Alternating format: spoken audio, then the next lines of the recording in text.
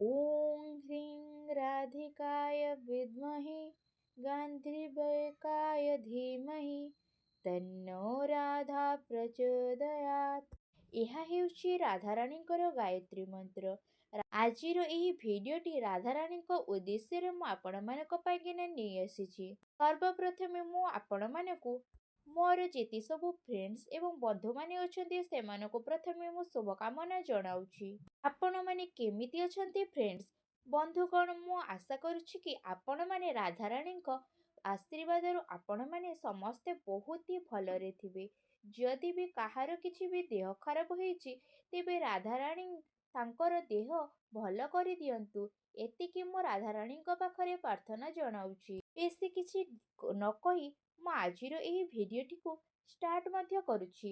Friends, ଆମେ ଆଜିର ଏହି ଭିଡ଼ିଓରେ ଜାଣିବା କି ଆଗାମୀ ଏହି 2 ଦିନ ଆଗାମୀ ଏହି ଶେଷ 2 ଦିନ ଅର୍ଥାତ୍ ଡିସେମ୍ବର ମାସର ଶେଷ ଦିନ 30 ଏବଂ 31 ତାରିଖର ଦିନ ଆପଣମାନଙ୍କ ପାଇଁକିନା କିପରି ଭାବରେ ସାବ୍ୟସ୍ତ ମଧ୍ୟ ହେବ। ଆପଣମାନେ ଆଗାମୀ ଏହି 2 ଦିନକୁ କିପରି ଭାବରେ ପ୍ଲାନିଂ ମଧ୍ୟ କରିବେ, ଯାହାଫଳରେ ଆପଣମାନଙ୍କର ଆଉ ଗୋଟିଏ ବର୍ଷ ଶେଷ ହୋଇଗଲା। କିନ୍ତୁ ଏହା ଭାବନ୍ତୁନି କି, କିନ୍ତୁ ଆପଣମାନେ ଏହା ମନରେ ସବୁବେଳେ ରଖନ୍ତୁ, ଆପଣମାନଙ୍କର ଯେତେ ବି ଭୁଲ ବୁଝାମଣା କାହା ସାଥିରେ ବି ହେଇଛି ତେବେ ତାକୁ ଆପଣମାନେ ଏହି 2025 ମସିହାରେ ସମାପ୍ତ କରିକିନା 2026 ନୂତନ ବର୍ଷକୁ ଆପଣମାନେ ବହୁତ ହି ଭଲ ଭାବରେ କଟାନ୍ତୁ। ତା ସହିତ ଆପଣମାନଙ୍କର ଏହି 2 ଦିନରେ ଲଭ୍ ଲାଇନ୍ କିପରି ଭାବରେ ରହିବ, ବିଜନେସ୍ କିପରି ଭାବରେ ରହିବ, ବ୍ୟାପାର କିପରି ଭାବରେ ରହିବ, ସ୍ୱାସ୍ଥ୍ୟ ଏବଂ ଶିକ୍ଷା ଆପଣମାନଙ୍କର କିପରି ଭାବରେ ରହିବ, ଏହି ସବୁ ବିଷୟରେ ମୁଁ ଆପଣମାନଙ୍କୁ ଏହି 2 ଦିନରେ କ'ଣ ସବୁ ହେବ ମୁଁ ଆପଣମାନଙ୍କୁ ଜଣେଇବି। ତା ସହିତ ଆପଣମାନଙ୍କ ପାଇଁକିନା ଏହି 2 ଦିନ ଅର୍ଥାତ୍ ଡିସେମ୍ବର 30 ଏବଂ 31 ତାରିଖର ଦିନରେ ଆପଣମାନଙ୍କର ରାଶି କିପରି ଭାବରେ କଟିବ, ଆପଣମାନଙ୍କ ପାଇଁକିନା କେଉଁ ପ୍ରକାରର ସମୟ ମଧ୍ୟ ରହିବ, ତା ସହିତ ଗ୍ରହ ନକ୍ଷତ୍ରମାନଙ୍କ ସହିତ ଆପଣମାନଙ୍କର ଏହି 2 ଦିନ ଆପଣମାନଙ୍କୁ କେଉଁ ସବୁ ଜିନିଷରେ ଫାଇଦା ମଧ୍ୟ ମିଳିବ, ତା ସହିତ କେଉଁ ସବୁ ଜିନିଷରେ ଆପଣମାନଙ୍କୁ ସାବଧାନତା ଅବଲମ୍ବନ କରିବା ପାଇଁକିନା ପଡ଼ିବ। ଗ୍ରହ ନକ୍ଷତ୍ର ଆସିଲା ପରେ ଆପଣମାନଙ୍କର ଲଭ୍ ଲାଇନ୍ କିପରି ଭାବରେ ରହିବ, କ୍ୟାରିୟର କିପରି ଭାବରେ ରହିବ, ଆପଣମାନଙ୍କର ସ୍ୱାସ୍ଥ୍ୟ କିପରି ଭାବରେ ରହିବ, ଏହି ସବୁ ବିଷୟରେ ମୁଁ ଆପଣମାନଙ୍କୁ ସମ୍ପୂର୍ଣ୍ଣ ଭାବରେ ଆପଣମାନଙ୍କୁ ଜଣେଇବି। ତେଣୁ ଆପଣମାନଙ୍କ ପାଇଁକିନା ଏହି ଗୋଟିଏ ଭିଡ଼ିଓ ହିଁ ବହୁତ ହି ମହତ୍ତ୍ୱପୂର୍ଣ୍ଣ ଅଟେ। ଆଗାମୀ ଏହି 2 ଦିନର ସଠିକ୍ ରାଶିଫଳ ବିଷୟରେ ଆସନ୍ତୁ ଜାଣିବା। ଆପଣ ସମସ୍ତଙ୍କ ପାଇଁକିନା ଏହି ଭିଡ଼ିଓ ବହୁତ ହି ମହତ୍ତ୍ୱପୂର୍ଣ୍ଣ ଅଟେ। ତେଣୁ ଆପଣମାନେ ଦୟାକରିକିନା ଭିଡ଼ିଓଟିକୁ ଫାର୍ଷ୍ଟ ଲାଷ୍ଟ ଯାଏ ଶୁଣନ୍ତୁ। ତା ସହିତ ମୋର ସବୁଥର ପରି ଆପଣମାନଙ୍କୁ ଗୋଟିଏ ରିକ୍ୱେଷ୍ଟ କି ଆପଣମାନେ ଯଦି ଏ ଚ୍ୟାନେଲରେ ନୂଆ ଅଛନ୍ତି ତେବେ ଏବେ ହିଁ ଯାଇକି ସବସ୍କ୍ରାଇବ୍ କରନ୍ତୁ ଏବଂ ପାଖରେ ଥିବା ବେଲ୍ ଆଇକନକୁ ମଧ୍ୟ କ୍ଲିକ୍ କରନ୍ତୁ, ଯାହାଫଳରେ ସମୟ ସମୟ ସହିତ ସମସ୍ତ ଭିଡ଼ିଓର ନୋଟିଫିକେସନ୍ ଆପଣମାନଙ୍କୁ ହିଁ ସର୍ବପ୍ରଥମେ ମିଳିଯିବ। ଆସନ୍ତୁ ଏବେ ଜାଣିବା ଆପଣମାନଙ୍କ ପାଇଁକିନା ଆସନ୍ତା ଏହି 2 ଦିନ କିପରି ଭାବରେ ରହିବ। ଯଦି ଏହି 2 ଦିନର ସମୟ ଅବଧି ବିଷୟରେ ମୁଁ ଆପଣମାନଙ୍କୁ ଜଣେଇବି କି, ତ ବନ୍ଧୁଗଣ, ଏ ସମୟରେ ଆର୍ଥିକ ପକ୍ଷ ପୂର୍ବରୁ ହିଁ ଅଧିକ ଶକ୍ତିଶାଳୀ ଏବଂ ମଜବୁତ ହେଇକିନା ରହିବ। କିଛି ସମୟରୁ ଚାଲି ଆସୁଥିବା ଆପଣମାନଙ୍କର ଚିନ୍ତା ଏ ସମୟରେ ସମସ୍ତ ସମସ୍ୟା ମୁକ୍ତ ହୋଇଯିବ। ପରିବାରର ବର୍ଗ ଲୋକମାନଙ୍କର ଆପଣମାନେ ଛୋଟ ମୋଟ ଇଚ୍ଛାକୁ ପୂରଣ କରିଥିବାରୁ ଆପଣମାନଙ୍କ ମନ ବହୁତ ପ୍ରସନ୍ନ ରହିବ। ଅଚାନକ ଆପଣମାନଙ୍କର କୌଣସି ବନ୍ଧୁମାନଙ୍କ ସହିତ କିମ୍ବା ଆପଣମାନଙ୍କର ମିତ୍ରମାନଙ୍କ ସହିତ ଆପଣମାନଙ୍କର ଦେଖା ହେବା କାରଣରୁ ଆପଣଙ୍କ ମନ ବହୁତ ଖୁସି ରହିବ।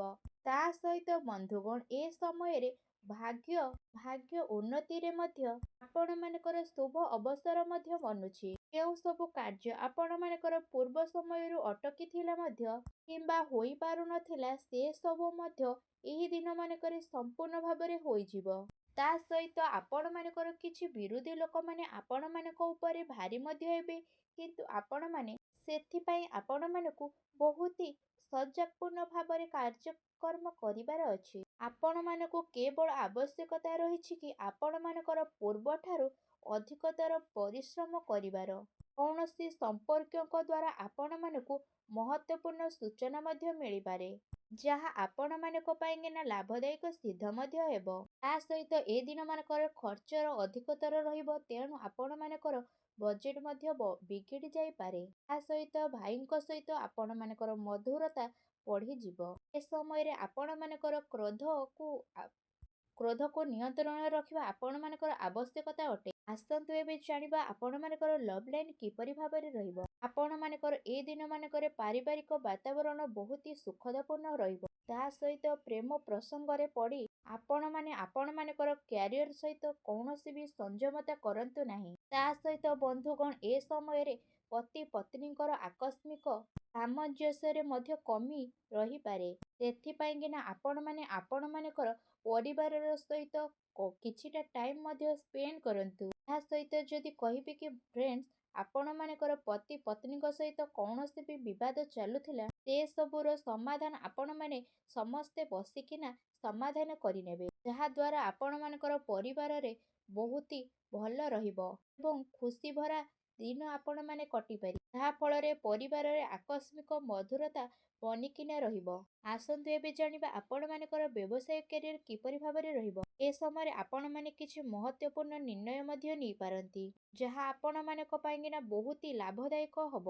ଆର୍ଥିକ ସ୍ଥିତି ଆପଣମାନଙ୍କର ଯାହାଫଳରେ ପୂର୍ବଠାରୁ ମଜବୁତ ମଧ୍ୟ ହୋଇକିନା ରହିବ। ଚାକିରିରେ ଆପଣମାନଙ୍କର କୌଣସି ପ୍ରକାରର ଭୁଲ ହେବା କାରଣରୁ ଅଧିକାରୀଙ୍କ ସାମ୍ନାରେ ଆପଣମାନଙ୍କୁ ଜବାବ ଦେବା ପାଇଁକିନା ପଡ଼ିପାରେ।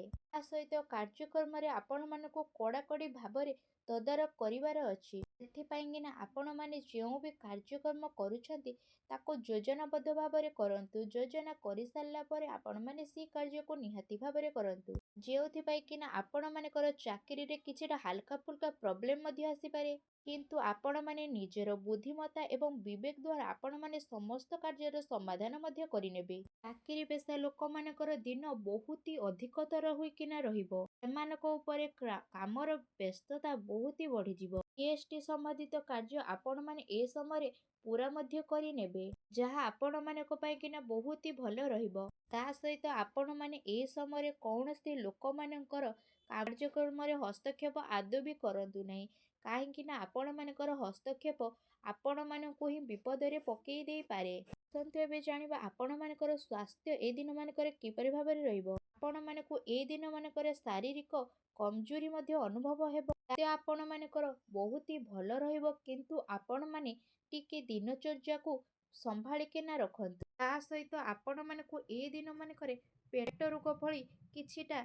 ଅସୁବିଧା ମଧ୍ୟ ହୋଇପାରେ। ଅଧିକ ଗରିଷ୍ଠତର ତୈଳଯୁକ୍ତ ଖାଦ୍ୟକୁ ଆପଣମାନେ ଏଭଏଡ୍ ମଧ୍ୟ କରନ୍ତୁ। ତା ସହିତ ଆପଣମାନେ କୌଣସି ବି ଭୁଲ ସଙ୍ଗ ଠାରୁ ଆପଣମାନେ ଦୂରେଇକିନା ରୁହନ୍ତୁ, ଯାହାଫଳରେ ଆପଣମାନଙ୍କର ଇମ୍ୟୁନିଟି ସିଷ୍ଟମ ମଧ୍ୟ କମଜୋର ହୋଇଯାଇପାରେ।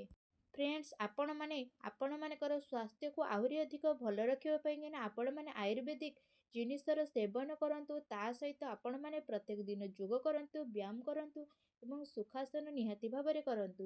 ଆଶା କରୁଛି ଆଜିର ଏ ଭିଡ଼ିଓଟି ଆପଣମାନଙ୍କୁ ବହୁତ ମାତ୍ରାରେ ଭଲ ଲାଗିଥିବ।